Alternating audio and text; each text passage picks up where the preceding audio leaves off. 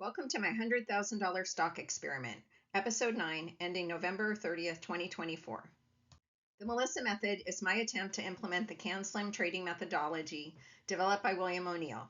I'm trading in my husband's retirement account, so I don't have any tax implications on my trades to consider. This is my video diary sharing my stock journey. Help me celebrate my successes, learn from my mistakes, but know that this is not an endorsement to purchase any stocks that I bought or to buy stocks in general. I've been trading all year, but I haven't been able to share since March. But I'm back now. The S&P 500 index was up 1.1% for the week. It's lived the entire week above the 8-day simple moving average. The light blue dashed line is my current line in the sand. I'd like to see this index stay above that line.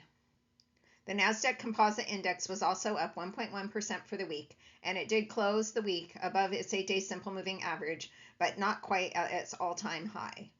I have that light blue dashed line that I'd like to see this index stay above. Let me tell you how I mark up my charts. This is a 6-month daily chart, and the solid green line down towards the bottom is where I purchase it, and the yellow line, solid yellow line down at the bottom, is my 4% loss. So I hope that's my max loss. I put a little orange box on the day that I purchase it, but I've owned this stock for so long, longer than 6 months, you don't see that part on here. Royal Caribbean has been doing well for me. It's been gaining over 2% a week, which is what I like my stocks to be doing, so I can hopefully double my money in 1 year. I mark up my charts with 4 different indexes. The pink is the 8-day simple moving average. The green is the 16-day simple moving average. The blue is the 31-day exponential moving average. And the red is the 50-day simple moving average. And I do like them to be stacked in the order that they are on this chart, with the fastest index, the 8-day simple moving average, is on top, followed by the green, blue, and red. So let's get into my current holdings. I have Royal Caribbean, stock symbol RCL. Royal Caribbean was up 1.1% for the week, in line with S&P and NASDAQ. My only stock that really performed in line with those two indexes. I have 2 buys in this. My B1 I've held for 30 weeks and a day, and it's up 75%. And my B2 I've held for 29 weeks and 4 days, and it's up 69.7%. I did raise my floor on those 2 buys.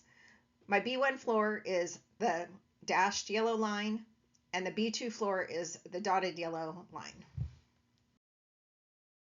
Granite Construction, stock symbol GVA. Granite Construction was only up 0.1% for the week.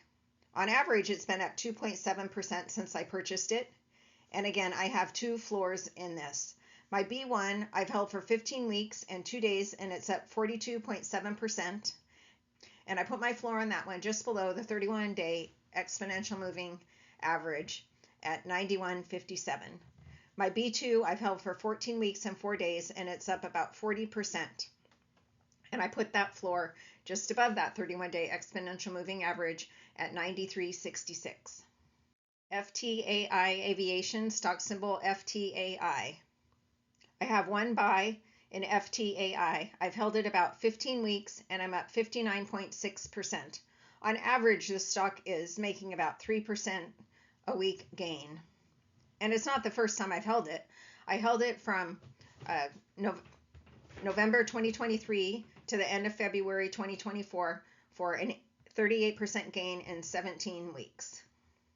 ACIW Worldwide, stock symbol ACIW. This is my biggest loser for the week. It's down 3.1%. I just have a B1 left in this position. I did have a B2 before, but I'm having a hard time deciding if I should get out or not. Is it consolidating and going to move up, or is it just going to fizzle out? So my B1 I've held for 14 weeks and 4 days, and I'm up 19.6%. And I did raise my floor up to 53.47. Comfort Systems USA, stock symbol FIX. Comfort Systems was only up 0.5% for the week, but it is averaging about 3% a week since I purchased it. I've held it for 13 weeks and a day, and it's up 39.4%. And I did raise my floor up to 470.58, which is right at that 16-day simple moving average. NVDA was down 2.6% for the week.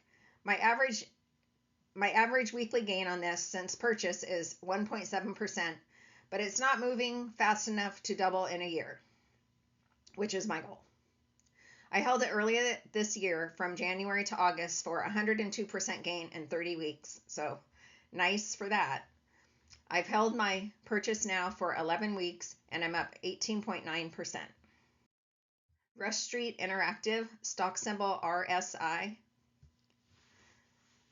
I have two buys in this. My B1 I've held for 7 weeks and 2 days and it's up 33%. And my B2 I've held for 7 weeks and 1 day and it's up 29.3%. So I did raise my floors on this. My B1 floor I put at 1192, which is just below the big bar a week ago Thursday. And my B2 floor I put at 1292, which is the low of last Friday. It's up 8.3% for the week, my biggest winner of the week. And it did make a really nice move in the last 2 weeks. 2 weeks ago, it was up 19.7%. And I got this stock for my tandem stream, which was a big winner a few years ago. Gene DX Holding, stock symbol WGS. WGS was down 0.4% for the week. It's my newest stock, and I'm leaving my floor at that 4% loss. I could likely move it up to the 16-day simple moving average, but I kept it down at that 31-day exponential moving average, which is a 4% loss. My B1 I've held a week and 1 day and it's up 7.3%, and my B2 I made on the same day and it's up 4.5%. I like to look at my weekly change of all my holdings and sort them with the loser on the top. So my loser of the week was ACIW. I highlight the S&P 500 in dark blue, and in teal color, I highlight the NASDAQ. So I really want my stocks to be beating these each week, but the only one that beat it is down at the bottom, RSI, up 8.3%. The current holding bar chart shows 1 bar for each week or portion of a week I've held the stock. I'm just showing 8 weeks worth here because I've held quite a few of my stocks, like Royal Caribbean I've held for 30 weeks. So quite a few of them I've held for more than 8 weeks, which is a little uncommon for me. But this chart really helps me because I can see how each one's performing side by side. And clearly, on the left-hand side, ACIW, I need to dump. It hasn't met my 25% gain, which is that dash green line. The dash black line is my $10,000 purchase, and the solid yellow line at the bottom is 9,200, which is my max loss I want to take if I take a max loss, which would be 8%. But right now I'm trying to get my max loss down to 4%. The industry breakdown shows me which sectors I'm invested in. So I'm most heavily invested in leisure, followed by building. Then I have a bunch of cash, followed by medical, aerospace, chips, and software. I made an $8,000 contribution to my husband's Roth mid-September, indicated by that vertical yellow line. So I made the same contribution on paper to the S&P 500, the NASDAQ, and to my goal. I started this experiment with just over $100,000, and that has grown in 48 weeks to $177,102.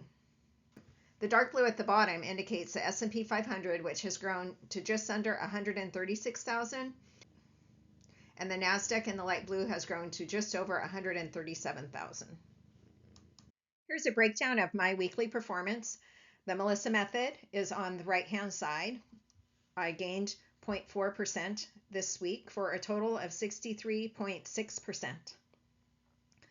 On the left-hand side is the S&P 500. It's up to 135,916. It was up 1.1% this week for a total gain in my experiment of 25.3%. That might be slightly off from what you would see year-to-date reported elsewhere because I did make that $8,000 additional contribution in September. And the NASDAQ has grown to 137,598, also up 1.1% for the week, year-to-date 26.8%. Thanks for watching. Keep an eye out for my next episode, or better yet, subscribe to my channel, The Melissa Method. You can also catch me at Twitter at Melissa Method.